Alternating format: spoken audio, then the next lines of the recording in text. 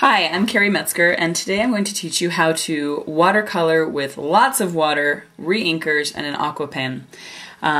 You're going to love this technique. It's so much fun. I'm going to use today my favorite stamp set in this latest catalog, which is the Fifth Avenue Floral. And I'm going to take out the rose image. And I'm also going to use my Craft Whisper White stamp pad or ink pad and my white embossing powder. First thing I'm going to do is take my embossing buddy and I'm going to lightly go over my paper. This just makes it so that those little stray specks of embossing powder don't stick and ruin my art. I'm going to use my Craft ink pad. Now, something about the Craft ink pad that you might not know, if you get this and it's brand new, sometimes it's kind of got like a Versamark base to it, and sometimes that separates from the white. And the way that you work it in initially, or maybe if you haven't used it for a long time, is take your bone folder and just kind of rub in to mix it up again, and you'll find that it works just fine. So that's just if yours has been sitting around for a while or you haven't used it. So I'm going to go ahead and ink up that image. And then I'm going to stamp it. There we go. Close that up. All right, now I'm gonna take my powder pal so I catch all that stray powder and go ahead and get some embossing powder on that image. And there's a brush that comes with it, but I left it over on the other side of my table, so I won't use that. I'll just use my finger. It's a little bit easier with the brush, though. Just get any stray flecks that are there, and they come off really easily because we use that that embossing buddy. And of course, the powder pals have a funnel that you can funnel any excess powder right back in again. Those are really great to have. That pack comes with a large one and a small one. Okay, moving on. I'm going to go ahead and heat emboss this.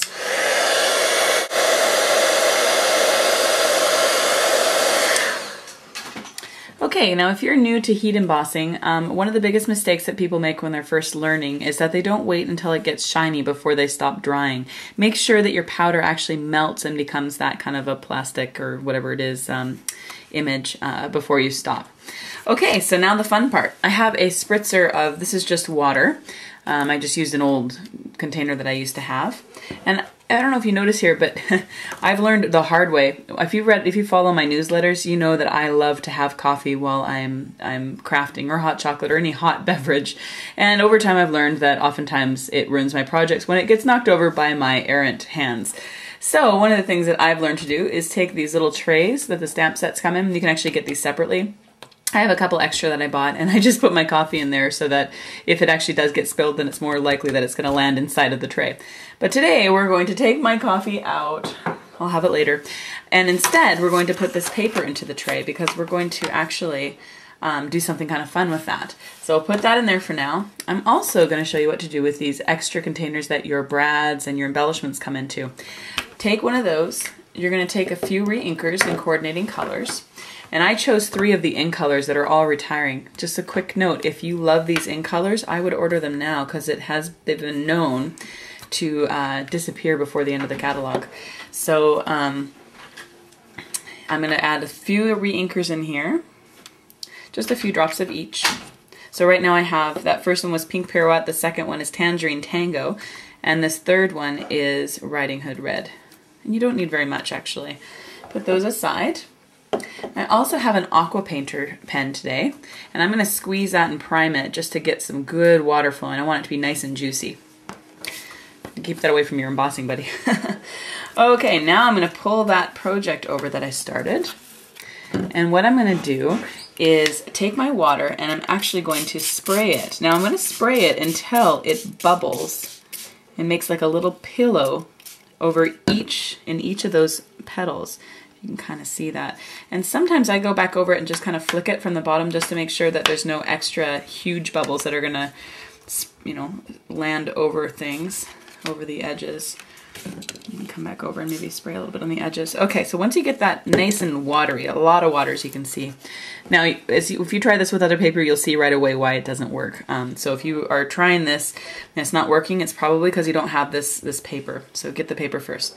Now, a lot of people do this in different ways, but I actually start by kind of dabbing in a light color over the entire flower. You can see that's really pretty. That gives me a base, and you could just paint it right off onto your paper after you're done. And then I go in with a little bit of red, and I start, my flower is actually going to be a flower that maybe has red that comes in from the insides of the petals. So, and I think I need a little bit more water. You can always add water. All right, and then actually what I'm noticing is that I need a little bit less water right here because it's actually going over my line. And you can do that just by dipping in with your aquapainter and painting it off, and it will actually pick up a little bit of that water. Okay, so I'm gonna pick a petal here, and you can see that as I'm trying not to get the shadow on it here, you can see that as you go, it paints in that bubble that you've made, and it fills in those petals. So you just kind of draw it in, and it gives you this beautiful effect. Now, the other thing you can do is I mean, this gets really fun. You can play a lot with this. The more water that's inside the petal, the faster it's going to go around and fill. You can see how quickly that one filled because it's got a lot of water in it. I kind of like a little more control though, so I don't put as much water as that into it. Probably the inside of the flower is going to have a bit more.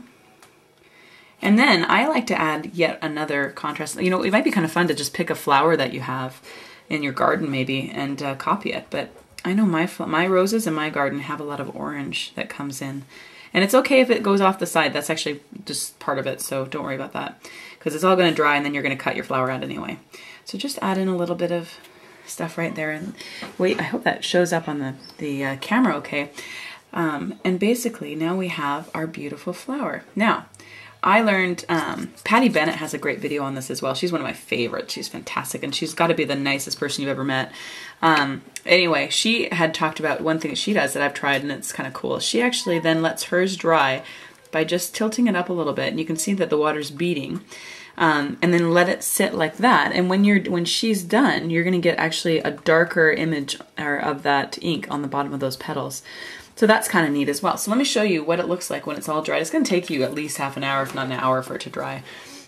I'll show you a couple of the ones that I made already. There's some of these different kinds of techniques I've played with, you know, dark and light, and how many different reinkers. This one's more like the technique I just did, so a little bit more gentle. And this one's got more, each flower is individual, so I used more water on this one, and so it kept it within the flower petals. And then a card that you can make with it. This is one of the cards that I put together. This is the Walk in the Park new designer paper. These are two of the flowers, and this time I actually added a little bit of, with my 2A glue pen, a little bit of Dazzling Diamonds glitter, which kind of made it look a little dewy. And then this is from the, it's a embossing template from the Big Shot that you can use as well with the birds. And it's not Birds and Blooms, I can't remember the name of it, but I should figure that out for you guys. You can email me if you want to know. And that is the tutorial. I hope that that helps you with a little bit of your own creativity today. Have a great day.